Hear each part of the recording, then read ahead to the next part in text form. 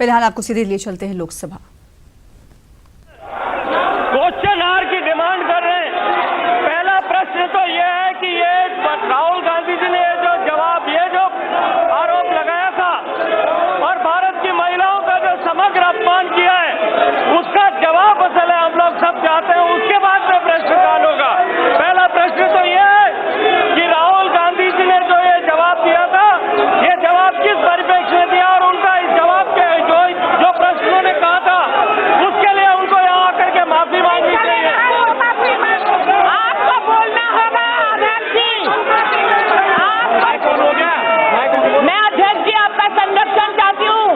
देश की महिलाओं के लिए एक गांधी खानदान के सांसद ने आह्वान किया है, महिलाओं का बलात्कार होना चाहिए। क्या आप उसको दंडित करेंगे? आज मैं आपसे देश के परिवारों की ओर से अपील करती हूँ। इस देश का हर पुरुष, हर भाई, हर पिता बलात्कारी नहीं है। जो है बलात्कारी, उसे कानून कड़ी से कड़ी सजा देता है। यह हमारी कानूनी प्रतिबद्धता है। लेकिन हर महिला को कलंकित करने का, उसको बलात्कार करने का, आह्वान करने का ये पाप, अध्यक्ष जी, इसको दंड निश्चित मिलना चाहिए। महिला इस देश की उनकी बपौती नहीं है कि वो आह्वान करेंगे कम रेप इन इंडिया।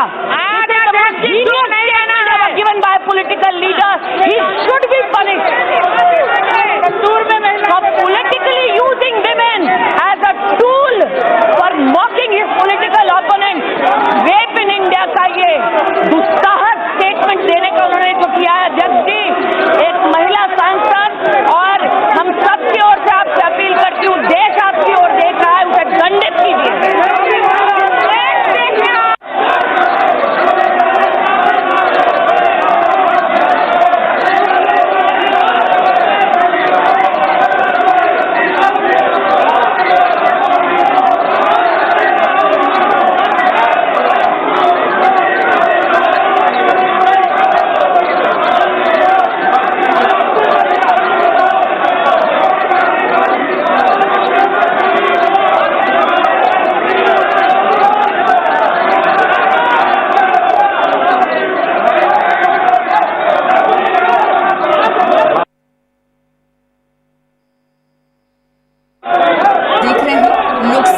जहां पर राहुल गांधी के उस बयान पर हंगामा हो रहा है, जिसमें राहुल गांधी ने कहा था कि वजीर आजम नरेंद्र मोदी ने मेक इन इंडिया मुहिम की शुरुआत की, लेकिन अब हिंदुस्तान रेप इन इंडिया की तरफ मूव हो रहा है, बढ़ रहा है, जिसको लेकर स्मृति ईरानी की तरफ से कहा गया कि खवातीन को लेकर ऐसा बयान कैसे राहुल गांधी कांग्रेस लीडर दे सकते हैं, उन्हें ऐवान में आकर माफ़ी मांगनी होगी।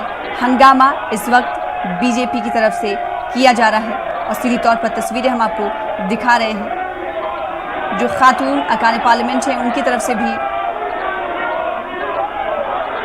पुरजोर अंदाज में मुतालबा किया जा रहा है कि राहुल गांधी ऐवान में माफ़ी मांगे। आखिर कोई कैसे ये बयान दे सकता है? नरेंद्र मोदी, वजीर आजम नरेंद्र मोदी ने मेक इन इंडिया के मुहिम की शुरुआत की और अब ये रेप इन इंडिया जैसा हो रहा है।